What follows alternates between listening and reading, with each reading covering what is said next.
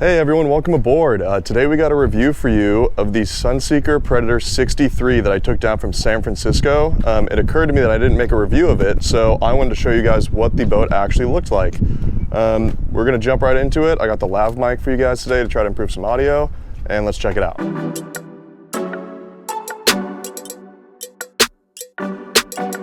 The first thing you'll notice with this vessel, if you're a fan of Sunseekers, is that it's not actually the OEM color. The top and bottom of the vessel has been wrapped to match the middle color of the boat in this navy. It kind of divides up the lines of the boat how they originally were, and it makes it look sleeker with the white top side paint. Then when you approach the stern, you see this big bulbous transom, and this is actually the garage that holds the tender. We'll get into that in a moment. As you walk up the port side of the vessel, you have a big sun pad here on the stern, on the back. All of this is still open. And then you come forward, there's a little cockpit area with a table, seating for everybody. On the port side, there's a wet bar with a sink, an ice maker below, some storage here, and a top-loaded cooler for all your drinks. Then as we move more forward, there's a passenger seat over on this side. And this is kind of neat. You don't see this much anymore, but this is for charts and any sort of paperwork or maps you want to keep dry. And then on the starboard is where the helm's at. And the helm's nice because it sits two people comfortably. You sit down, you have a nice view through all the windows on the boat.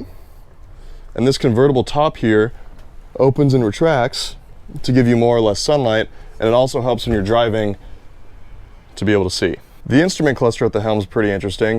You have your traditional dials over here that read all your temperatures, your fuel, your rudder positioning sensor. And then you have your Garmin unit as well as a multi-data display and an autopilot down here. You have your side power thrusters right here, stern and bow. And then over here on this side, you have your whole stereo system, and then a FLIR thermal imaging camera. So we're gonna play with that here in a moment. But something that's nice about this Pioneer system is this is linked into the boat, so you can actually get video on this by flipping a few buttons, and then you can look at the camera in the engine room. So then going ahead with the Garmin. So once you're on the home Garmin page, you can swipe to the side and you can select video. And when this FLIR is fired up, you now have thermal imaging of what's in front of you. Let me see if I can get out of the camera so you can see this. You can also change the colors of it. And you can zoom in, look up and down, and you can zoom in with 2x zoom. And you can see on here what's cold and what's warm. The top of the deck right here, which it's picking up, is warm and it's white. And then you can see the railing on this is all cool. And you can see that in the different colors as well. You can see where the sun's coming down and putting off heat over here. So it's a really fun toy for at night when you want to see things, if you have a target that you want to check out. It's very interesting. It also gives you radar, sonar, combinations of both. You can choose what setup you want to have. And then this system links to your autopilot down here. So when you put in a navigation point on the navigation chart, you can click on it, hit navigate to, hit go to, and then you can engage the autopilot and it'll show up down here that you're engaged and it'll turn in that direction you're trying to head. You have your throttles comfortably over here to starboard, and this is both the gear and the throttle lever, so you can put it in gear and then you push it farther to accelerate. Very easy design. As you head back to the stern, you'll see one of my favorite options on this vessel are these little things that look like lights between every other light. And those are actually misters. So you can mist the whole back deck here of the boat. If you're in Miami, Florida, it's really hot out, it's humid, you could actually mist the whole back of the boat from the arch. Then as you head back towards the stern, we have our shore power cable that's connected to a cable master. So you flip this switch up here and it goes in and out on its own. And then this locks away. There's also a shower back here as well as a hose attachment. We're gonna put this up so that we can get a look at the garage. So as you're approaching the stern of the boat, we have a control panel right here off the sun platform. It's got your underwater lights, your side lights, your wash down, emergency passerelle switches, as well as your passerelle over here, out and up and down. And if we want the stern to come up, we just flip up. And the whole stern comes up as well as part of the swim step.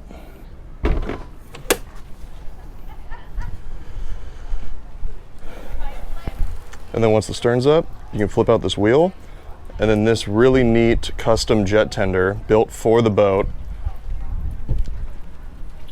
out of the factory is designed to come out of this. This thing's really neat because it was designed by Sunseeker to fit in this boat, and it's driven by a Mercury jet drive system. And this one, the owner decided he wanted more horsepower, so we got rid of the old engine and put in a 200 horsepower two-stroke.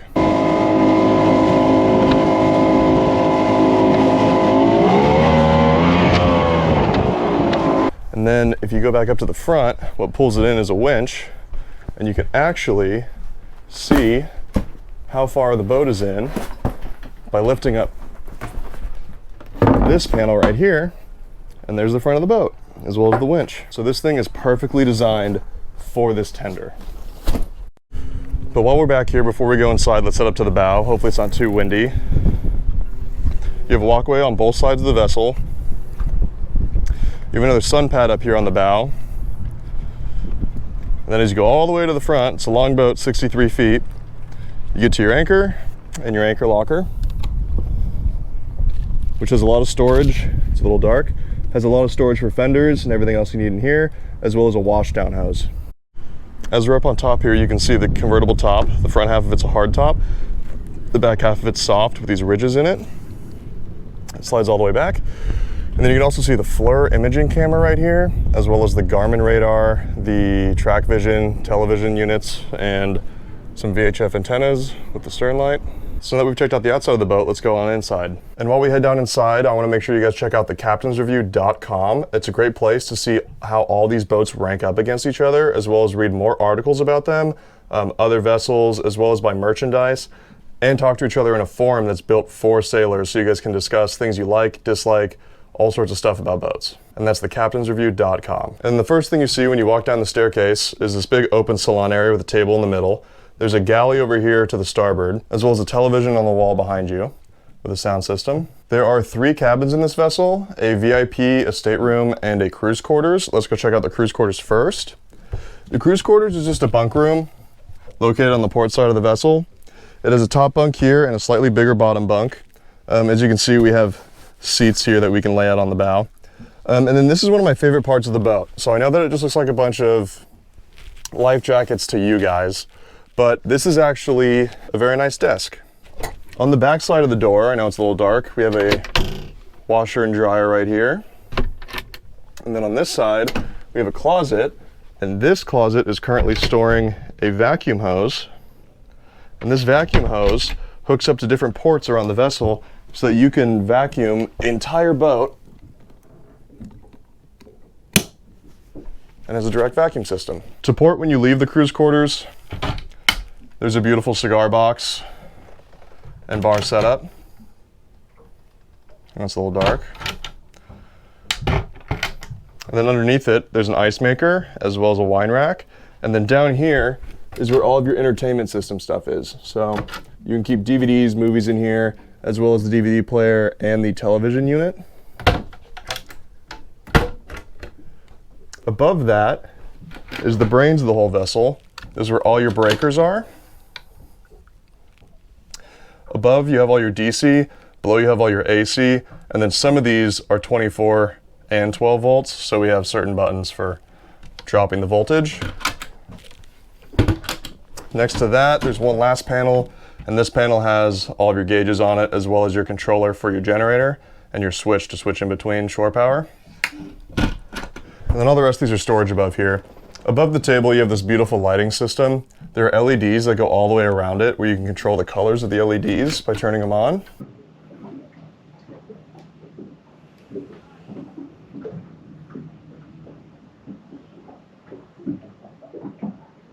There are overhead hatches throughout the entire vessel, so you can get fresh air in it. And as you walk up to the galley, you have storage underneath these compartments here. And then when you flip all these up, all your galley systems are hidden here. So a top load freezer. Over this one you have your sink, a dual sink system, and a stove. And these are really nice because they hide away. You wouldn't even know that they're here. And then over on this side you have dual Sub-Zero fridges. You have more clocks and barometers up here as you enter the VIP cabin. The forward V-berth of the VIP It's got some of my stuff in it, but it also has a full-size bed, another hatch for some fresh air, portholes through the front, storage along the whole tops, a drawer and closet set up on this side, as well as on this side, a vanity mirror, hi guys, as well as a seat down here, and its own head with a shower. And then as you stay on the starboard side and head to the stern, this is the other stateroom.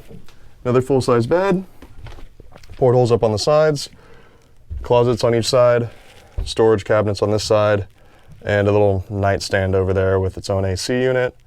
And then just off of the starboard cabin is the day head, which also has a shower, porthole, and some cabinetry above it as well. Now let's head back up top and go into the engine room for the dreaded Christian test. So this hatch here is the entrance to the engine room. There's a little ladder to help you get down. And when you're down here, some of your bigger systems have breakers down here. Your AC system, the winch and cable master, all the stuff that has to do with the hydraulics. Onto this side, you have your big man engines. Let's see if we can turn these lights on. There's a couple lights down here. I know the light quality isn't that great, but bear with me. As you head over to the middle, got to be careful because this boat was run today, so things are still going to be warm. You end up in the center of these big man V12 engines that have Z drives connected to them, ZFZ drives, that then reroute the power down through the props, which lets these engines sit very far back on the boat instead of in the center of the vessel. Behind me, we have all of our fuel filters, as well as our fire extinguisher system, some fans up in the corner, some battery chargers, and a Kohler generator in the center back. Hopefully the light in here adjusts. It doesn't appear that it wants to. Something else I mentioned about the engine compartment is this above us is where the tender is, and there's bolts all along it. So what you can do is when the tender's out, if you need to access these engines better, you can lift this entire floor of the garage using the winch that I showed you earlier. By hooking it to the top of the garage, it can come down and hit some anchor points in the back, and then it'll lift the whole thing, and this whole room is accessible. You can pull in and put in a new generator, whatever you need to do. So now I'm gonna unplug my mic, and I think I'm gonna leave the camera here and see if I can get behind these engines. All right, so I got the port engine propped up on the turbo, and now let's see if I can crawl back there. I gotta be extra careful today because I wore my nice clothes. Not really expecting to do this. I forgot about the Christian test because I'm sneaking by the cooler. I'm sneaking by the generator, and the hydraulic pump system over here. On top of the battery box currently. Okay, I don't know if you can even see me. I'm back here. I've kind of made it to the other side of the port engine. Okay. Here I am. That sucked. There's not a lot of room back here, and you can't really see me because the light's reflecting off the white man engine, but I made it. I wouldn't want to do any work on the outboard side of the vessel because that's where the exhausts are running, but there actually is a bit of room to do it. There's another dipstick over here, and if it had to be done, it could be done. Not incredibly inconvenient, just kind of annoying. Also, if this garage was up, this would be a lot easier. And let me come all the way back and see if I can flip the camera to the other engine. Almost looks like it might be easier to go back out this way because there's a lot more room, but I don't really want to put any weight on the exhaust system. So they want to squeeze back through here.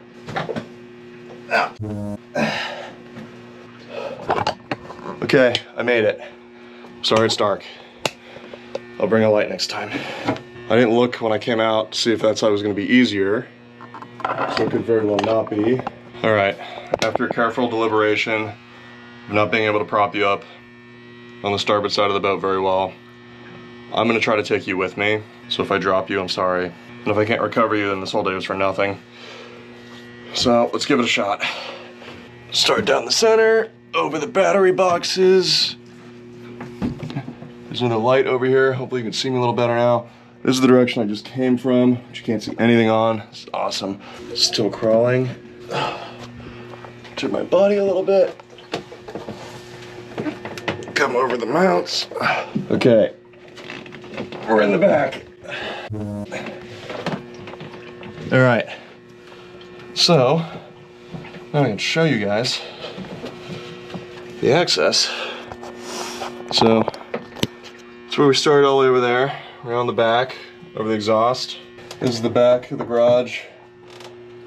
And then this is kind of where you would need to be working if you got anything you needed to fix on this side. Which, like I said, isn't the worst experience in the world. Like, there's space here, but it's just not fun to get back to. It's pretty hot. This Christian test, not as good as the other Sea Ray. Sea Ray was really easy. This Christian test, I'd give like, I don't know, out of like 5, maybe like a 3 on the pain and inconvenience meter. It's not impossible, just kind of a pain in the ass. Sea Ray, I'd give a 1. Sea Ray was wildly easy. I was embarrassed at how easy that was because that was the first video I did the Christian test on. So now let's get back out of this. I would show you guys some of the stuff behind me, but it's kind of dark. And there's nothing really back there besides a hydraulic pump and some of the cable master equipment that we saw on the outside of the boat. So I'm just gonna head back up to the top and then we can get right into the stars for this boat.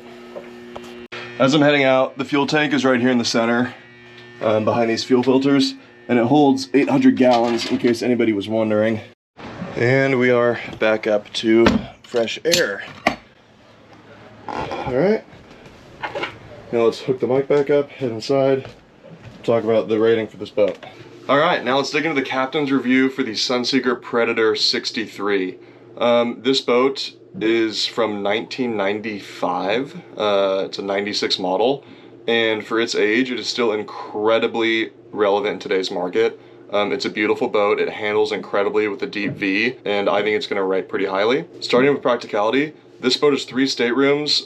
It's very maneuverable for its size. It has the bow and stern thruster, so I give it 4 stars. Styling, this boat looks sleek. The convertible top makes it look like you're having fun in the sun, and overall is an incredibly nice looking vessel. It gets 4 stars. Handling is incredible on this boat. Because of that deep V, it cuts through pretty large waves, and it doesn't seem to be affected at all by wind chop, so handling gets 4 stars. Performance with its twin man engines that put out 1100 horsepower each. This boat has plenty of power. It gets up to about 36 knots with full weight, tender, fuel, water, so it gets 5 stars. For comfort, this boat has everything you need. It's got the full galley, the 2 Sub-Zero freezers, it sleeps 6 people very comfortably, and it has a lot of space for you to stretch out on, so it gets 4 stars. As for technology, the boat gets 3 stars. The sound system and TV and all the stuff inside the vessel is all modern.